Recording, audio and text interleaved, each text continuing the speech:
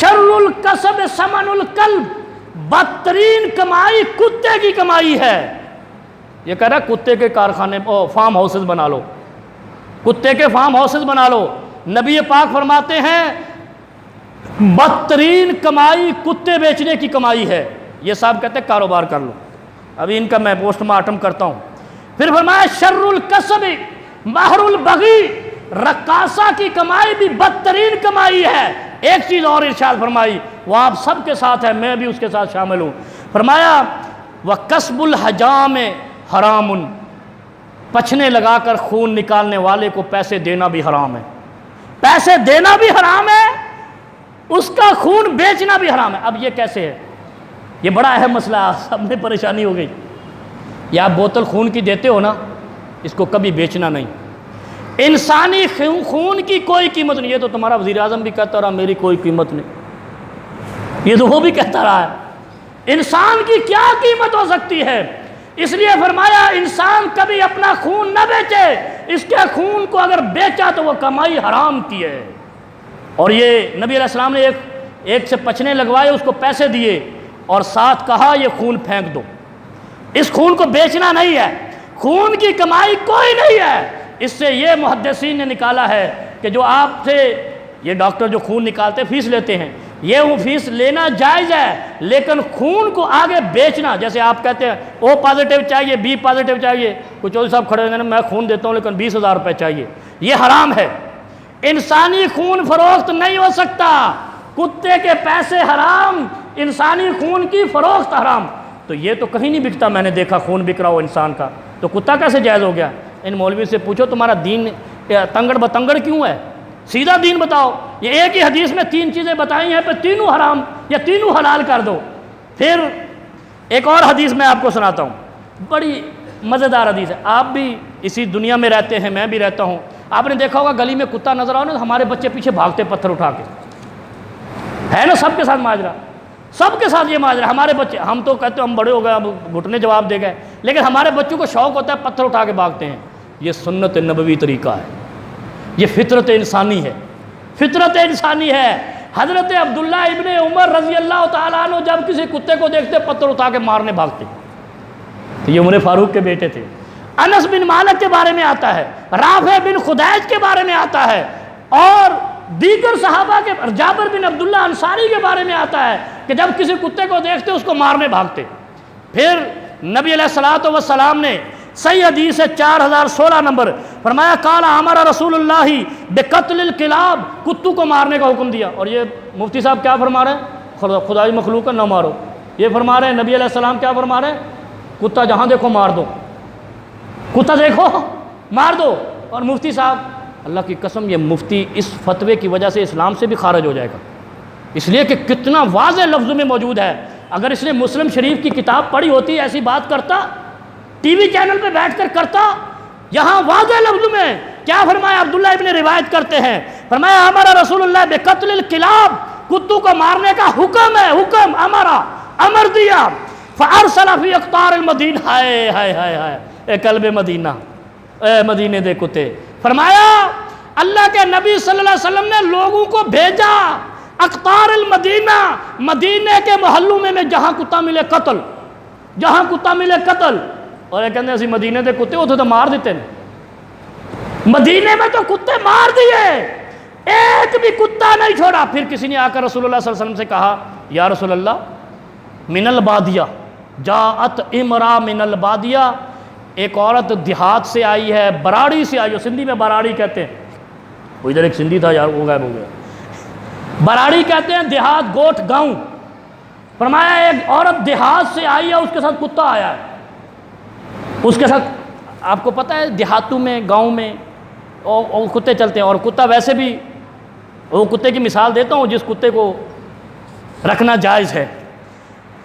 فرمایا ایک عورت آئی ہے یامر بقتل الکلاب فتتبعت فی المدینہ واطرافہا فلا ندع کلبا الا قتلناہ، فرمایا ہم نے مدینے میں کوئی کتا نہیں چھوڑا الا یہ کہ مار دیا، الا یہ کہ مار دیا۔ اور مدینے دے کتے کتے جا سن، حتی انا لنقتل کلب المریہ من اہل البادیہ یتبعها، حتیٰ کہ ہم نے اس عورت کا کتا بھی مار دیا جو عورت کے ساتھ براڑی سے آیا تھا، گاؤں سے آیا، گاؤں سے عورت آئی ہوگی سودا سود لینے، تو کتا ساتھ آ گیا۔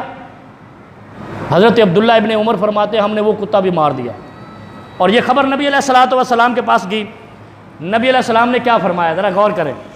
ثم نہى النبی عن قتلها، پھر جو باراڑی سے کتا خواتین کے ساتھ آئے اس کو نہیں مارنا، اس کو مارنا نہیں، مدینے میں نہ کر نہیں مارنا، وہ جائے مر جائے یا مار دیا جائے، لیکن جب وہ اس کی ساتھ آیا ہے اس کو نہیں مارنا۔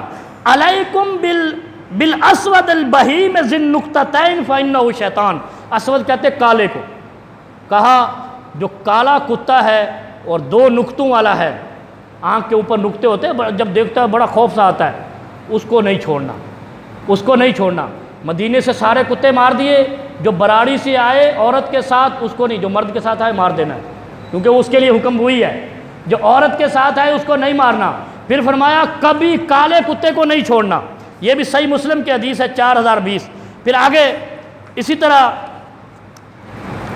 یہ میں آپ کو ایک فقہ الحدیث کی کتاب دکھا رہا تھا، اس میں امام شوکانی جو 250 سال پہلے، جنہوں نے 396 کتابیں لکھی ہیں، وہ کیا فرماتے ہیں، انہوں نے بڑی پیاری بات ارشاد فرمائی، فرمایا لا یجوز بیع الخمر والمیتہ والخنزیر والاصنام والکلب والسنور والدم، 7 چیزیں گنوائی، ان سب کا ایک ہی حکم ہے۔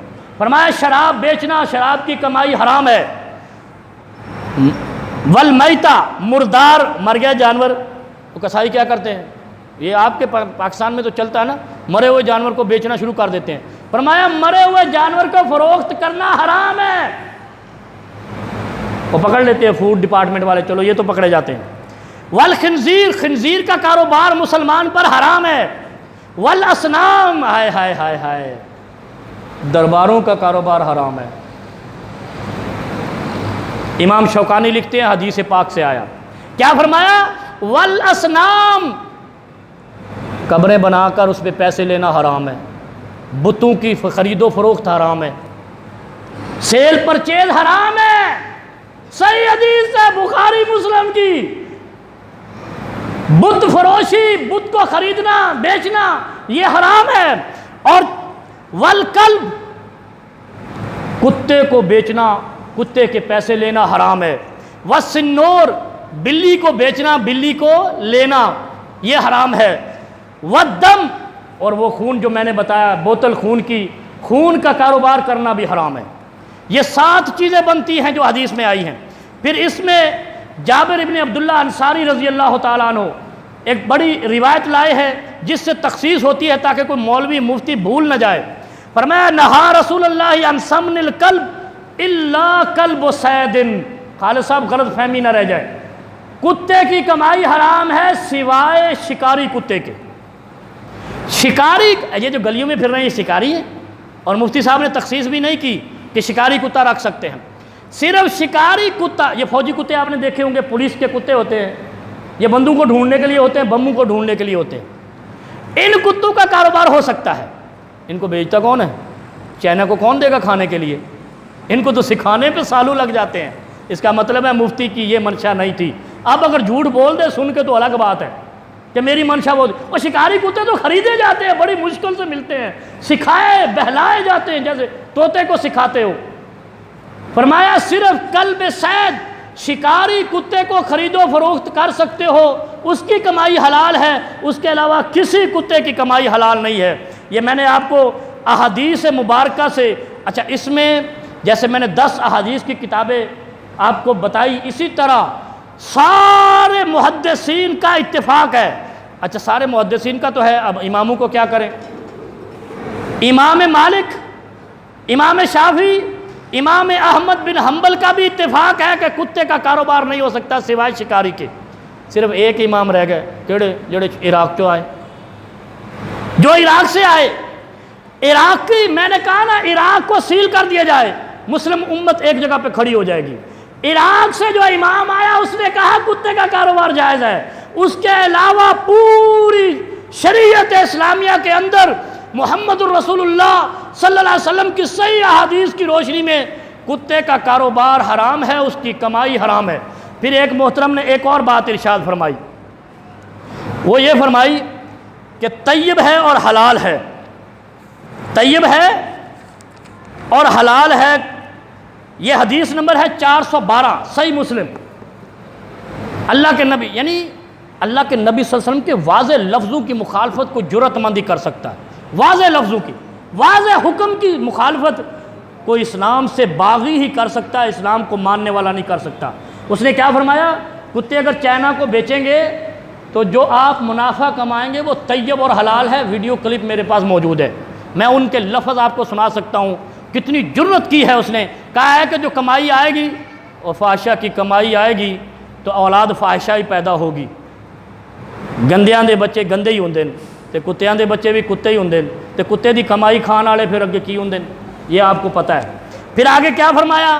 جو سب سے اہم بات ہے، جس نے کہا، مفتی صاحب نے فرمایا کہ کتے چائنا کو بیچ کر جو مال آئے گا وہ طیب اور حلال ہے، فقہ حنفی میں ایک بھی دلیل نہیں دی، میرے پاس کلپ موجود ہے، ایک بھی دلیل نہیں دی۔ میں آپ کو فقہ محمدی بتاتا ہوں، حدیث محمدی بتاتا ہوں، فرمان مصطفیٰ کائنات کے امام کی بات بتاتا ہوں کہ کتے کے پیسے طیب ہیں یا ناپاک ہیں۔ 4012 نمبر حدیث، فرمایا ان رافع بن خدیج عن رسول اللہ قال ثمن الکلب خبیث، ناپاک ہے، گندی ہے۔ نبی علیہ السلام فرماتے ہیں کتا بیچ کر اگر کمائی لی تو وہ ناپاک ہے، گندی ہے۔ مسلمان کا شعار کیا ہے؟ زکوٰۃ کے بارے میں فرمایا آپ پر زکوٰۃ فرض ہو گئی، آپ باقی مال کو پاک کرنے کے لیے زکوٰۃ نکالو، بے چین رہتا ہے میرا باقی مال پاک ہو جائے میں زکوٰۃ دے دوں، یہ مومن کی شان ہے۔ فقہ حنفی سے پوچھو وہ کیسا ہے، وہ مال پاک ہوگا یا نہیں ہوگا اگر زکوٰۃ نہ نکالیں؟ یہ تو پوچھنا پڑے گا نا، میں نہیں پوچھتا، یہ حدیث مصطفیٰ پوچھتی ہے۔ باقی مال کو پاک کرنے کے لیے زکوٰۃ دینا لازم ہے، پھر پاک ہوگا۔ یہاں فرمایا ثمن الکلب خبیث، کتے کی کمائی ناپاک ہے، گندی ہے، غلیظ ہے۔ صحیح حدیث ہے 4012 نمبر۔ مفتی صاحب کہہ رہے ہیں کتے کی کمائی پاک ہے، نبی پاک کہہ رہے ہیں کتے کی کمائی ناپاک ہے، صحیح مسلم کی 4012 نمبر حدیث۔ پھر فرمایا وَمَہْرُ الْبَغِيِّ خَبِيثٌ، پھر رقاصہ کی کمائی بھی، ناچنے والی کی کمائی بھی، وہ یہ جو تھیٹروں میں ناچتی ہیں، ڈانس پارٹیوں کرنے والے کی کمائی بھی خبیث ہے، ناپاک ہے۔ پھر فرمایا وَقَسْبُ الْحَجَامِ، خون بیچ کر اگر پیسے کمائے وہ بھی ناپاک ہے۔ لہذا ناپاک چیز کھلاؤ گے تو اولاد بھی گندی، نسل بھی گندی، پھر کتے بیچو گے تو آگے ان کی کمائی سے جو کھاؤ گے پیٹ کے اندر ناپاک جائے گا، پلید جائے گا، حرام جائے گا، پھر کیا نکل کے آئے گا؟ اللہ رب